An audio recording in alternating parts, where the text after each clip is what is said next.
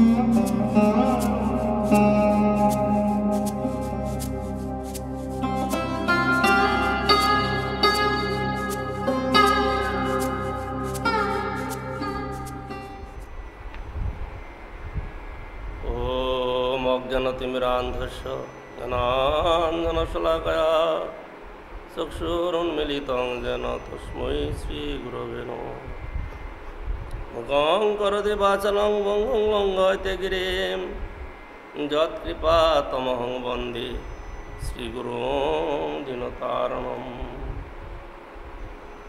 গুরবে গৌরচন্দ্রায় রাধিকায় স্তদালয়ে কৃষ্ণায় কৃষ্ণভক্তায় তদ্ভক্তায় নমো নমঃ। নমো মহাবদান্যায় কৃষ্ণ প্রেম প্রদায়তে কৃষ্ণায় কৃষ্ণ চৈতন্য নাম্নে গৌরতিষে নমো নমঃ। সংসার দুঃখ জলদো পতিতস্য কাম ক্রোধাদীন ক্রমকরৈর্গবলীকৃতস্য দুর্বাসনা নিগরিতস্য নিরাশ্রয়স্য চৈতন্য চন্দ্র দেহি মম পদাবলম্বনম। কাল কলির বলিন ইন্দ্রিয় বৈরিবর্গা শ্রীভক্তি মার্গীয় কণ্টক কটিরুদ্ধ। হা কজমি বিকল কিমহম করমি চৈতন্য চন্দ্র যদি নাদ্য কৃপাং করসি। বঞ্চিতস্মি বঞ্চিতস্মি বঞ্চিতস্মি ন সংশয় বিশ্বঙ্গর রসে মগ্নং স্পর্শপি মম নাভবৎ। তপ্ত কাঞ্চন গৌরাঙ্গী রাধে বৃন্দাবনেশ্বরী বৃষভানুসুতে দেবী তং নমামি হরিপ্রিয়ে। হা কৃষ্ণ করুণা সিন্ধু দীনবন্ধু জগৎপতে গোপেশ গোপিকাকান্ত রাধাকান্ত নমস্তুতে। জয়তাং সুরতৌ পঙ্গর মম মন্দমতের গতি মৎসর্বস্ব পাদম ভোজ রাধা মদন মোহন। দিব্যদ বৃন্দারণ্য কল্পদ্রুমাধ শ্রীমদ রত্নাগার সিংহাসনস্থ শ্রী শ্রী রাধা শিল গোবিন্দ দেব পৃষ্ঠালিভি সেব্যমানো স্মরামি। শ্রীমান রসরসারম্যে বংশে ভট্ট তটস্থিত কর্ষণ বেনুষ্ণৈর্গোপী গোপীনাথ শ্রীয়স্তু ন। বৃন্দায় তুলসীদেব প্রিয়ায় কেশবশ্য কৃষ্ণ ভক্তি প্রদে দেবী সত্যবত্যই নম। বাঞ্ছা কল্পতরুভ্যশ্চ কৃপা সিন্ধুভ্যেব চ পতিতানাং পাবনেভ্যো বৈষ্ণবেভ্যো নমো নমঃ। জয় শ্রীরূপ শ্রী সনাতন ভট্ট রঘুনাথ শ্রীজীব গোপাল ভট্ট দাস রঘুনাথ। এই ছয় গোসাইয়ের করি চরণবন্দন যা হইতে বিঘ্ননাশ অভিষ্ট পূরণ। এই ছয় গোসাই যার মুই তার দাস তা সবার পদরেণু মোর পঞ্চগ্রাস। তাদের চরণ সেবী ভক্ত শনে বাস জনমে জনমে হয় এই অভিলাষ। শ্রীকৃষ্ণ চৈতন্য প্রভু নিত্যানন্দ শ্রী অদ্বৈত গদাধর শ্রীবাসাদি শ্রী গৌর ভক্তবৃন্দ। হরে কৃষ্ণ কৃষ্ণ কৃষ্ণ হরে হরে হরে রাম রাম রাম হরে হরে। পরমারাধ্যতম শ্রী শ্রী গুরুবর্গের শ্রীপাদ পদ্মে প্রার্থনা করে আমরা শ্রী চৈতন্য চরিতামৃতে শ্রীকৃষ্ণদাস কবিরাজ গোস্বামী পাদের ব্যাখ্যা পঞ্চতত্ত্বে আমরা পূর্বে শ্রবণ করেছিলাম। এই পঞ্চতত্ত্ব আখ্যানের ব্যাখ্যাতে তিনি তারপরে কাশী মায়াবাদীদের উদ্ধার করেছেন। উদ্ধার করে তিনি প্রেম ভক্তি প্রদান করেছেন। তাদেরকেও তিনি কৃষ্ণ কীর্তনে অধিকার দিয়েছেন। সেই বিষয়ে তো আমরা শ্রবণ করছি। সেই পঞ্চতত্ত্ব মিলি পৃথিবী আসিয়া পূর্ব প্রেম ভাণ্ডারের মুদ্রা ঘারিয়া পাশে মিলি লুটে প্রেম করে আস্বাদন যত যত প্রিয়ে তৃষ্ণা বারে অনুক্ষণ। পুনঃ পুনঃ পিয়াইয়া হয় মহামত্ত নাচে কান্দে হাসে গায় জৈসে মদমত্ত। পাঁচজন পঞ্চতত্ত্ব শ্রীকৃষ্ণ চৈতন্য, প্রভু নিত্যানন্দ, শ্রী অদ্বৈত গদাধর শ্রীবাস, এই পঞ্চতত্ত্ব। পঞ্চতত্ত্বের মধ্যে বলেন ঈশ্বরতত্ত্ব, আর ঈশ্বর অবতার, ঈশ্বর প্রকাশ, ঈশ্বর শক্তি, ঈশ্বর ভক্ত, এই পঞ্চতত্ত্ব। পঞ্চতত্ত্ব যখন পৃথিবীতে আসলেন, পঞ্চতত্ত্ব একই, পঞ্চতত্ত্বাত্মক কৃষ্ণ, কৃষ্ণই তিনি পঞ্চতত্ত্ব রূপে প্রকাশিত হয়ে, সেই পঞ্চতত্ত্ব রূপে প্রকাশিত হয়ে পৃথিবীতে এসে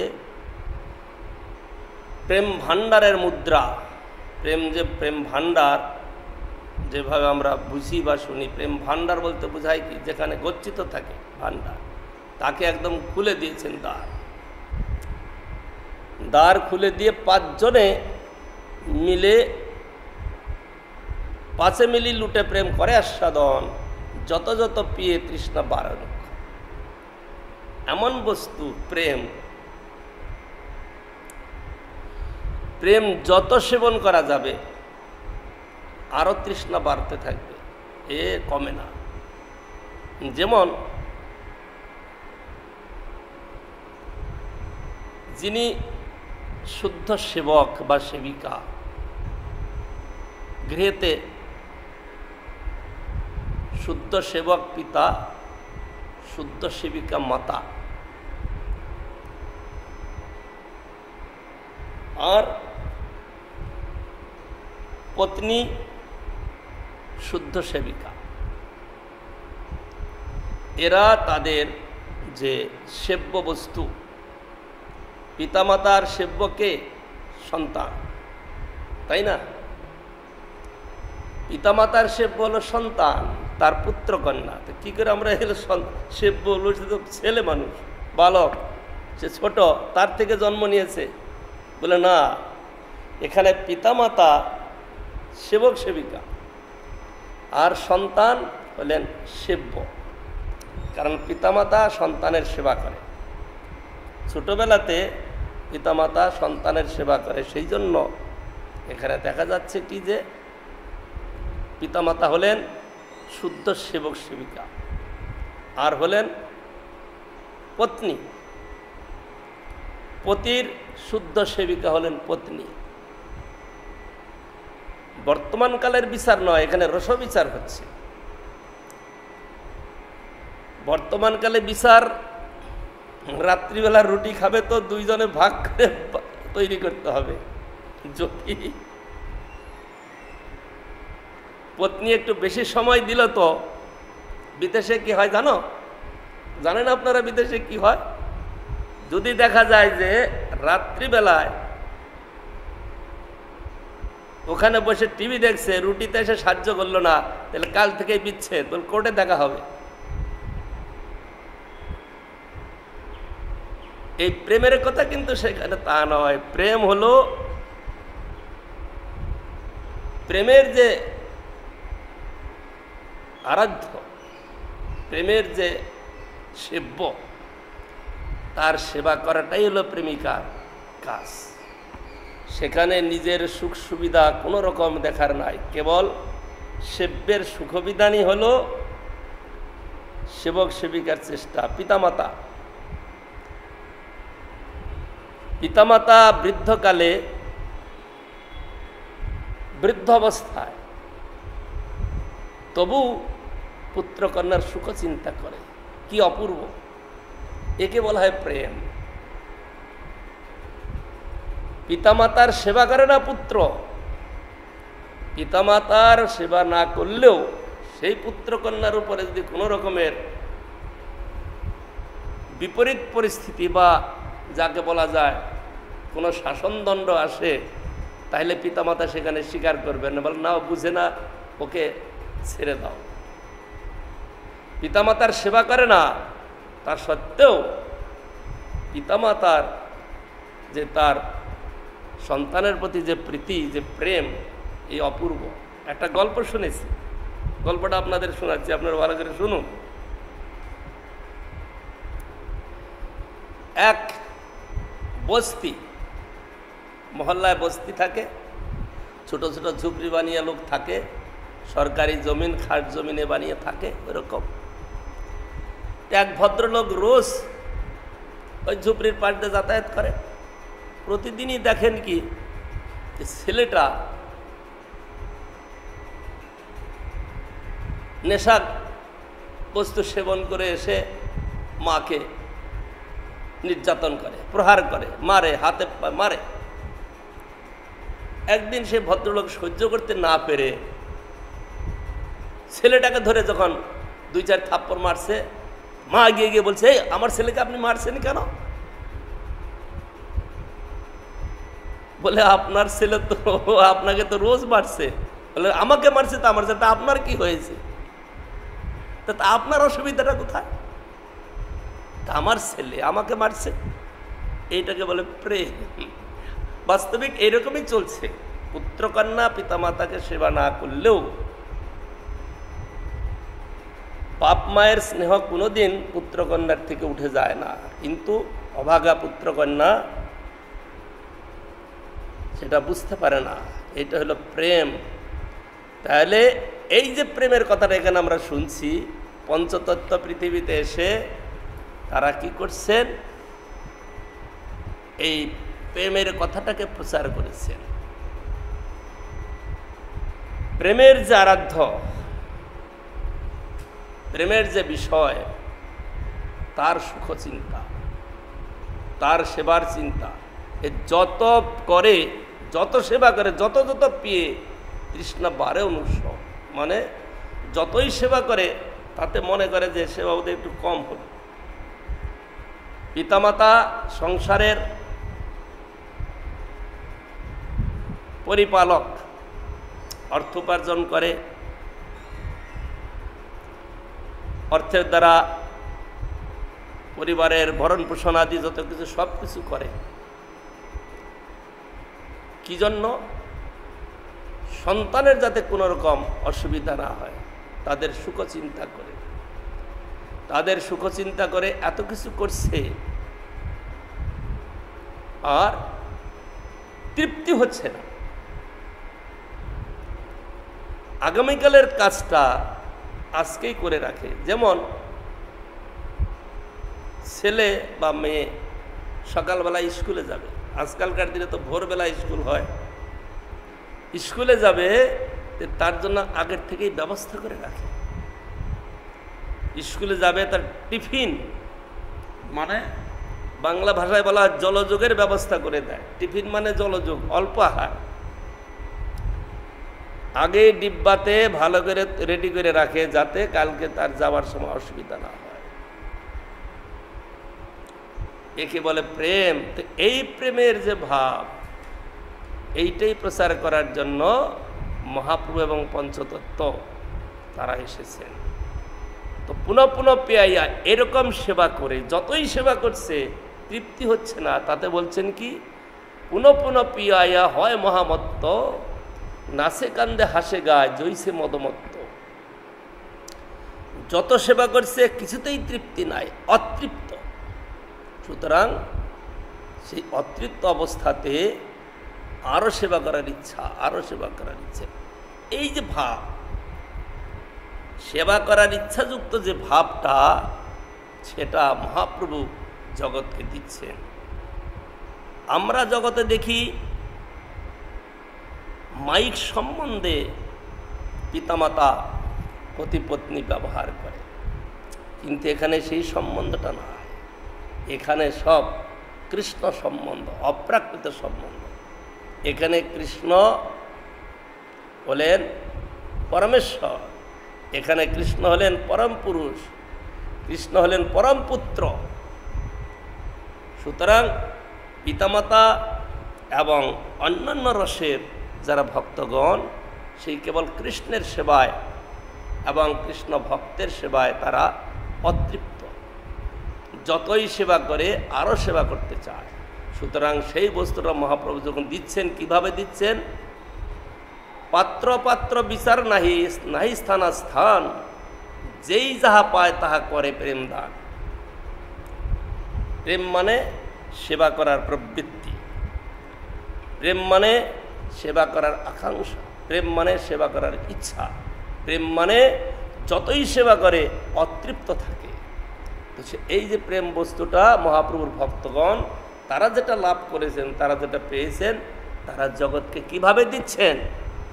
পাত্র পাত্র বিচার নাহি, নাহি স্থান অস্থান, যেই যাহা পায় তাহা করে প্রেম দান। মানে জগায় মাধায় পর্যন্ত মহাপ্রভু দিলেন। শুধু জগায় মাধায় কেন, সে তো স্বয়ং ভগবান মহাপ্রভু দিলেন। হরিদাস ঠাকুরের কথা চিন্তা করুন। হরিদাস ঠাকুর যখন সেই বনগাতে সেখানে তিনি যখন ভজন করছিলেন, সেখানে সেই রামচন্দ্র খান বলে একজন জমিদার ছিলেন। তিনি ছিলেন বিষ্ণু বৈষ্ণব বিরোধী, বিদ্বেষী। সুতরাং হরিদাস ঠাকুর সেখানে ভজন করছেন আর সমস্ত লোক তার দর্শনে যাচ্ছেন, তার প্রাধান্য হচ্ছে, এটা তিনি সহ্য করতে পারছেন না। তো সহ্য করতে না পেরে তিনি কি করছেন? তাকে ভ্রষ্ট করার জন্য, তার সংকল্প ভ্রষ্ট করা বা তাকে তার ভজন থেকে বিচ্যুত করার জন্য তিনি বিচার করতে লাগলেন। সেই বিচার করে তিনি কি করলেন? সুন্দরী মেয়েদেরকে লাগানোর চেষ্টা করলেন। সুন্দরী মেয়েরা সেখানে হরিদাস ঠাকুরের কাছে গিয়ে তার ভজন নষ্ট করবে, তাকে ভ্রষ্ট করবে। এই চিন্তা ভাবনা নিয়ে রামচন্দ্র খান কি করলেন? এক বেশ্যাকে পাঠালেন। বেশ্যার নাম শোনা যায় লক্ষ্য হীরা। সে লক্ষ্য হীরা বলল, আপনি কেন চিন্তা করছেন? আমি তো একদিন না দুদিনেই আপনার কাছে এনে ফেলে দেব। বলে, তাহলে তোমার সঙ্গে লোক পাঠাই, পাইক মানে কোনো প্রহরী পাঠাই, যে দেখলেই তোমাকে ধরে নিয়ে, দুইজনকে ধরে নিয়ে আসবে। বলে, না, আপনাকে এখনই ওইসব চিন্তা করতে হবে না, আমি 2-3 দিন তার কাছে যাই, তারপরে। তো হরিদাস ঠাকুর ভজন করছেন, তিনি দিন রাত নাই হরিনাম সংকীর্তন, হরে কৃষ্ণ কৃষ্ণ কৃষ্ণ হরে হরে, হরে রাম রাম রাম হরে হরে, নিরবধি।